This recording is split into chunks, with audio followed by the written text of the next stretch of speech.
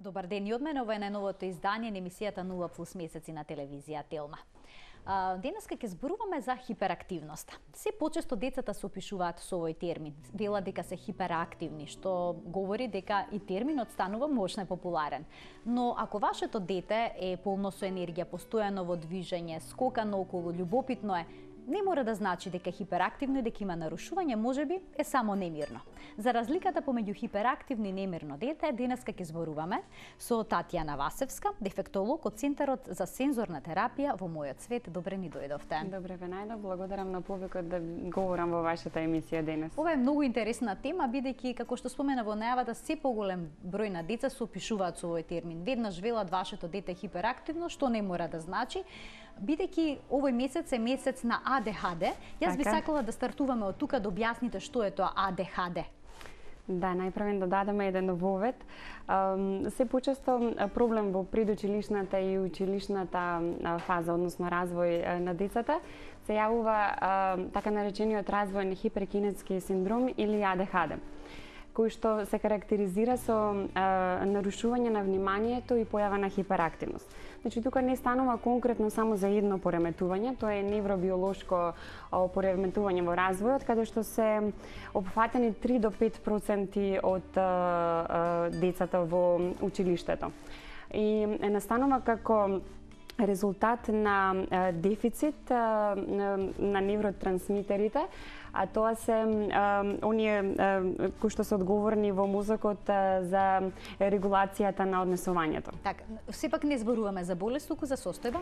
Не зборуваме за болест, меѓутоа накратко би сакала да кажам дека АДХД-то се дели на 3 видови или подвидови, а тоа е АДХД предоминантно комбиниран тип, АДХД предоминантно несконцентриран тип и АДХД предоминантно хиперактивно импулсивен тип. Најчеста појава е комбинираниот тип, каде ги има симптомите на сите овие 3 категории. Значи дефицит на внимание, хиперактивност и импулсивност. Точно ли дека момчињата се поимпулсивни од девојчињата? Па да, од праксата и од научните истражувања докажано е дека кај момчињата многу полесно или повпечатливо се воочуваат сите овие карактеристики и симптоми за разлика од девојчињата. Во однос на хиперактивноста, можеби некои девојчиња да имаат само проблем со вниманието, односно невнимание, додека пак кај момчињата е понагласена хиперактивноста. Така. Сега родителите често си го поставуваат прашањето дали моето дете е хиперактивно, особено ако постојано во движење, доколку е непослушно, доколку скока, доколку рипа наоколу, доколку не се концентрира на одредена задача. Јас би сакала ако може да појасните како се однесува хиперактивното дете, а потоа ќе направиме споредба со непослушното, односно немирното. Така, да. Во развојниот период, само да нагласам, секој дете минува низ фаза каде е намалено вниманието, нели, каде што е поимпулсивно или понемирно. Меѓутоа, тоа е еден развоен период каде што, да кажем, сите деца го минуваат тоа. Додека хиперактивноста може да биде еден посериозен проблем кој што ги загрижува родителите. Разликата помеѓу хиперактивно и немирно дете, ајде така да се изразиме, е тоа што хиперактивните деца имаат навистина проблем со вниманието и со концентрацијата. Имаат проблем од аспект што не можат да го задржат вниманието подолго време. Го губат фокусот, не можат да се сконцентрираат. Едноставно за нив многу често се вели дека и не можат да седат мирни, како да имаат моторен погон, мораат да станат, мораат да ги допрат предметите. Во однос на моторичките пореметувања кои што ги имаат, кај нив се понагласени со појава на немир. Поради тоа е таа потреба од активност и многу често да стануваат, да седнуваат, да не сакаат да ги обавуваат задачите и да им е многу пати здодевна задачата која што им е дадена. Често пати овие деца дури може да имаат проблеми со говорот, граматички и со сметачките вештини исто така. Може да имаат проблеми со видните слушните перцепции, потоа со доживувањето на просторот и времето, издвојувањето на деловите од целината, за разлика нели од немирните деца во нормалниот развоен период кој што го имаат. Сега ме интересира со така хиперактивните деца кои што изгледаат дека се неуморни, постојано трчаат, како се однесуваат доколку им се даде задача, да речеме да нацртаат нешто или пак да маршираат како војници, дали тогаш побрзо се заморуваат од останатите деца? Па и не би морало така да значи. Да кажеме за хиперактивните деца, доколку се во нивните добри денови, можеме да го задржиме вниманието да биде во фокусот 20 минути, меѓутоа ако се во нивните лоши денови, тогаш вниманието не можеме ниту 5 минути да го задржиме. Многу е важно за овие деца задачата која што им се дава, условот или барањето кое што го имаме од нив, да им биде интересно. Тоа зависи можеби од нашата креативност. Ако им е на нив интересна задачата која што ние ја бараме, тогаш детето и ќе соработува. Меѓутоа, ако им е здодевно, веднаш може да се откажат од самата задача, па да не успееме да го задржиме фокусот ниту 5 минути. Така, а немирното дете како се однесува? А немирното дете, значи како што се тоа до некаде слично, има некои сличности. Може да ги потенцираме сличностите поради кои што понекогаш доаѓа и до заблуда дека немирното дете е хиперактивно. Да не ги збуниме сега родителите, како што напоменав, секое дете во својот развој поминува низ таков еден период каде можеби детето полюбопитно, немирно и радознало, ајде да се изразиме народно. Меѓутоа, мислам дека тука и значајна улога имаат и родителите. Емотивната клима и барањата кои што ги поставуваат самите родители во воспитувањето на децата, и ќе кажам можеби и темпераментот на детето. Нели има деца кои што се потемпераментни, природно понемирни, и деца кои што се едноставно поинтровертни. Така, може ли да се каже дека немирните деца се презаштитени деца?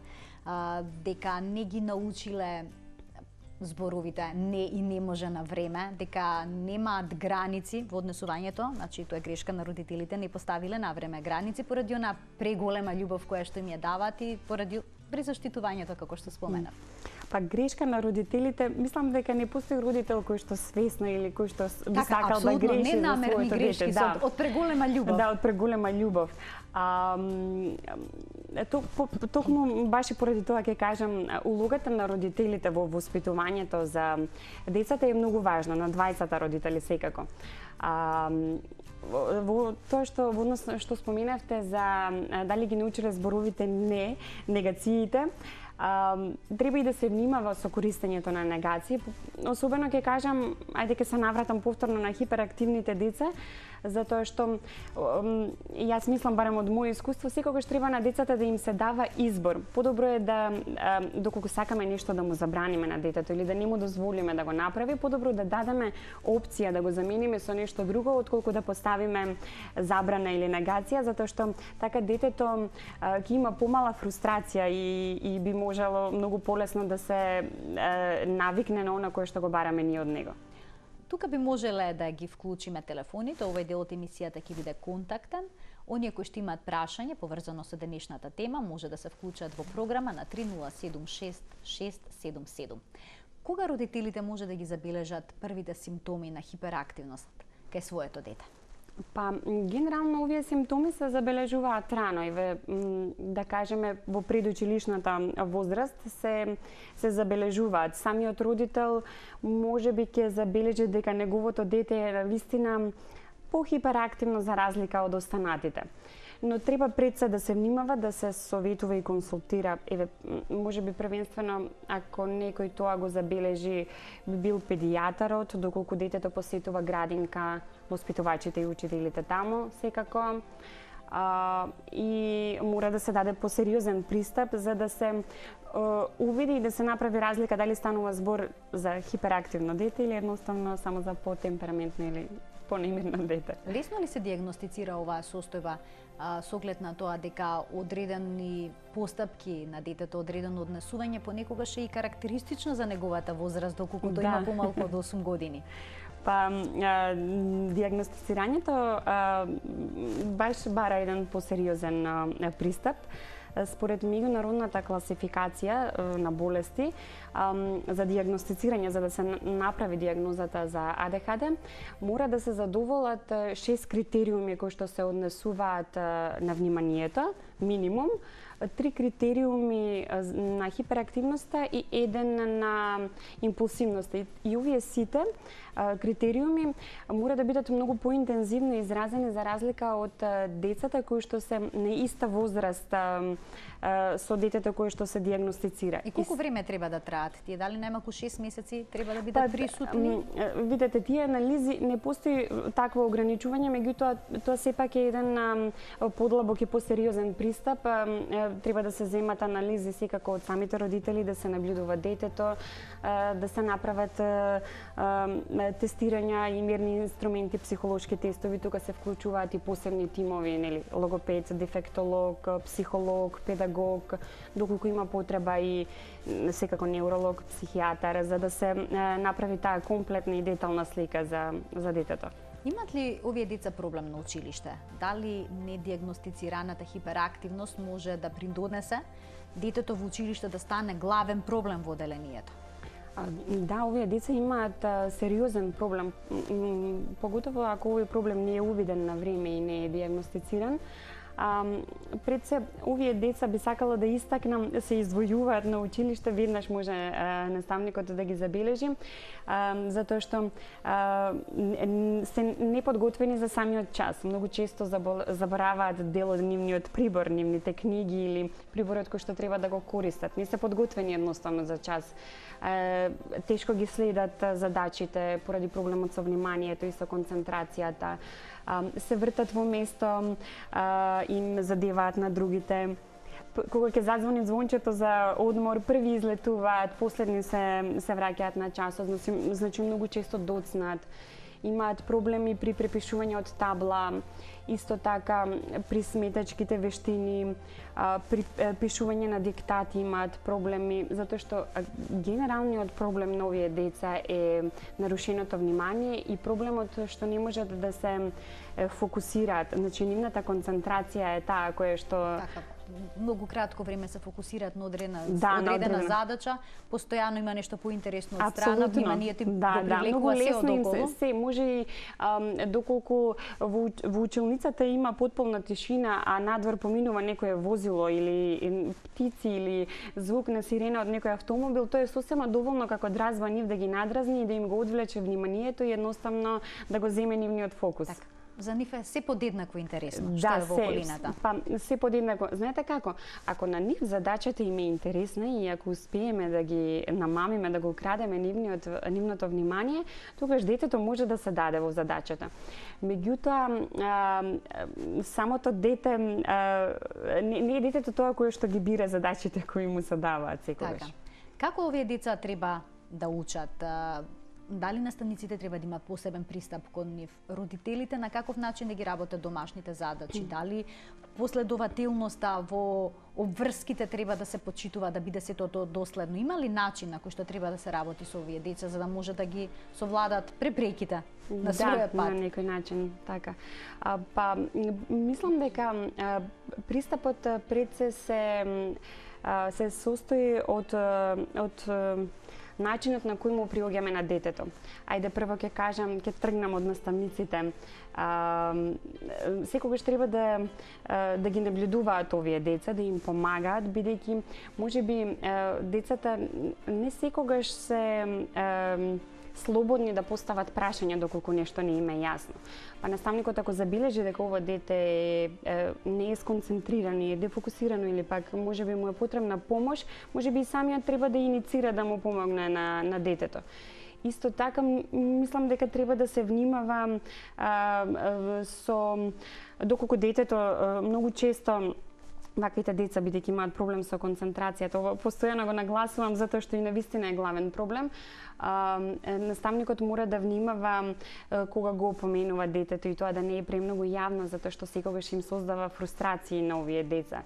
Тоа може понатака да има други последици, детето да е исмејувано од неговите другарчиња, па да не е прифатено во таа средина. Значи, мислам дека треба да се има еден поширок пристап, а што се однесува до родителите, многу е важна емотивната клима.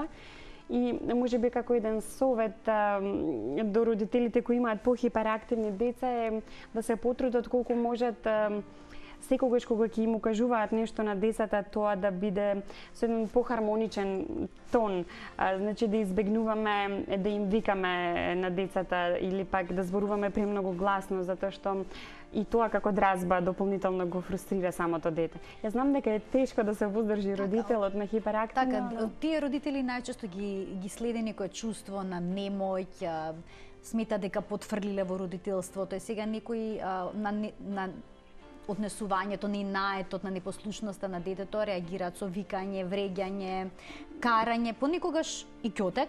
А од друга страна има па родители кои што одат пак во друга крајност и сметаат дека е нивна вина ваквото однесување на детето, па премногу попуштаат. И сега родителите како можат всушност да му помогнат на хиперактивното дете? Еве сега споменавте да ги охрабриме родителите, да се има хиперактивно, да се има хиперактивно или немирно дете не е грешка на родителите. Коренот на хиперактивноста, ајде да кажеме дека има генетска предиспозиција. Значи, не значи дека доколку детето е хиперактивно, тоа е грешка на некој од родителите или пак дека е лош родител. Баш напротив, родителот може најмногу можеби да му помогне на детето за да му влијае, доколку се обидува да се воздржи, односно сакам да кажам да има поголема самоконтрола во начинот на кој што му пристапува на детето. Некогаш сметат, велат, седни, барем потруди се. Дали овие деца може да се потрудат и при тоа да седат? Да, може да се потрудат. Мислам дека тајната, ако веќе така можеме да кажеме, е да се изнеде што му го одзема вниманието на детето, што му буди најголем интерес, па да се обиде можеби така да се мотивира или стимулира детето и на тој начин да се намами да го седнеме или да му даваме такви задачи кои што му будат интерес, па на тој начин ќе може детето полесно да се работува со нас. Така, децата кои што се хиперактивни обично имаат и проблем со социјалната интеракција, односно имаат проблем со другарчињата. Тие сметаат дека се лоши, дека не се посакувани во друштво. Како да се реши овој проблем? Средината како фактор е многу значаен за сето ова вие што го напоменавте. Мислам дека многу е важно, еве конкретно ако станува збор за дете кое оди во градинка, нели околината, воспитувачите и учителката која што го има оваквото дете во група, да се погрижи за ова дете да е полесно прифатено во групата. А точно е тоа дека овие деца можеби се не толку посакувани, бидејќи баш сакав да напоменам, овие деца делуваат многу бестрашно и поради тоа се склони на повредување и на самоповредување, затоа што се први кога станува збор за некоја игра каде има, нели, другите деца доколку се плашат, они се баш тие кои се бестрашни и многу често родителите се, нели, внимателни и некако ги предупредуваат децата за да се дружат со нив. Така. Имаме гледач на линија, да го вклучиме. Добар ден. Ало? Добар ден. Повелете, во програма сте. Поздрав до вас и до гостинката, на вистина интересна тема. Ви благодарам. И јас сакам само да кажам дека треба да се земе во предвид и нутритивниот аспект и храната кај децата кои што имаат хиперактивно однесување. Тоа е многу важна компонента, како што гостинката и наведе, точно постојат одредени генетски предиспозиции или можеби состојби уште во развојот на децата додека, значи, пред во текот на бременоста, па и пораѓањето како резултат на одредени нутритивни недостатоци или како резултат на одредени метаболни нарушувања, што се невролошки, да кажам, може да се јави и како последица на тие состојби хиперактивното однесување. Така што многу често покрај грижата на родителите во однос на психолошкиот пристап, во однос на како со нив да се комуницира, учењето и така натаму, верувајте дека многу важен елемент е да се открие точно кои се тие одредени нутритивни недостатоци кои што науката ги потврдува дека имаат улога и кога соодветно ќе се надополни исхраната, односно ќе се суплементираат децата, истражувањата покажуваат дека за многу краток период може навистина да се подобри тоа однесување, фокусот, концентрацијата и така натаму кај овие дечиња. Сакам тоа да го кажам како една важна компонента и охрабрување за родителите. Ви благодарам што се вклучивте во програма. Така и нутритивниот дел е важен? Апсолутно, да. Внесувањето, количеството на шеќери и така е важно за било кое дете за развојниот период. Некои родители забележуваат дека кога детето јаде чоколадо, дека се зголемува хиперактивноста. Или ако пијат газирани сокови, сега да не наведуваме одредени. Дали е точно, дали тоа ја поттикнува? Има бидејќи го зголемува количеството на шеќери во крвта. Со самото тоа детето, убаво напоменавте, е активно, односно хиперактивно. Има низа, сето ова кое што Августинот убаво го наведе, апсолутно се согласувам. Постојат низа на испитувања кои мора да се наведат, секако дека исхраната, тој посебен режим на исхрана многу е значаен, меѓутоа и третманите и начинот на работа кој ќе следува понатака со детето исто така подеднакво важен со овие деца. Може ли да се каже дека хиперактивноста е фаза која што ќе помине или пак се работи за состојба која што ќе се провлекува во животот? Знаете како, хиперактивноста е фаза која што трае апсолутно до одреден период, но тука е проблемот малку подлаго со вниманието. Сега прогнозата со хиперактивноста доколку се направи нели рана диагноза до 12 години може би не може толку да се очекува голем напредок во однос на хиперактивноста, меѓутоа се забележува дека помеѓу 14-тата и 15-тата година некако таа постепено се намалува. Веќе кон крајот на средното училиште и импулсивноста, експлозивноста кај овие деца исто така се намалува. За понатака како се развиваат во возрастни индивидуи се намалува. Меѓутоа ми се чини дека проблемот со вниманието е тој кој што останува и тука треба да се вежба најмногу. Постојат ли некакви третмани? Се спроведуваат ли некакви третмани за подобрување на оваа состојба? Во што се состојат тие? Третманите, баш последно што читав, на запад, поготово во САД гледам дека се даваат медикаментозна терапија. Ми се чини дека тука кај нас тоа не се практикува така често, сум во екстремни случаи. Знаете како, тука не сум толку компетентна да зборувам во однос на лекарствата, меѓутоа како терапии кои што ги применуваме и ние во Центарот за сензорна терапија, доста голем ефект даваат индивидуалните третмани. Индивидуалните третмани ги вршат стручните лица и директно работат со детето. Може да бидат и групни третмани кои што се создадени, сочинети од стручниот тим. Многу е важно тука да бидат вклучени и родителите во индивидуални третмани или како семејна терапија, исто така и околината, тука мислам на социјалната средина како аспект, градинката или училиштето, дека е подеднакво важно за нив. Постојат ли некакви тестови за АДХД кои што родителите можат самите да ги спроведат во домашни услови, бидејќи на интернет може да се најде нешто такво? Дали се релевантни, дали може да се потпрат родителите на заклучокот од еден таков тест?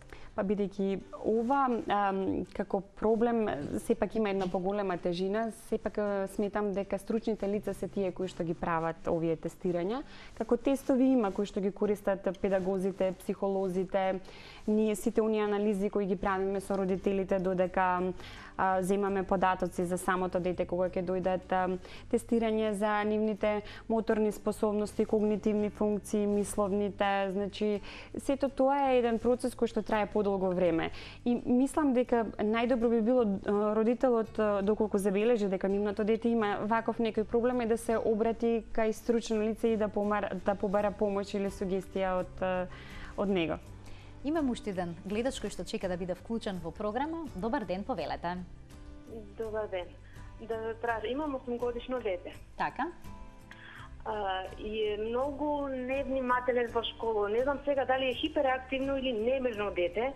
Кога треба да пишува, се нешто друго му е поинтересно. Така. По-друго нема трпение, нема, како што викате, се нешто Многу привлекува вниманието. Дома. Да. И не знам дали е хиперактивно или немирно дете, како да кажам, не знам како да... Така.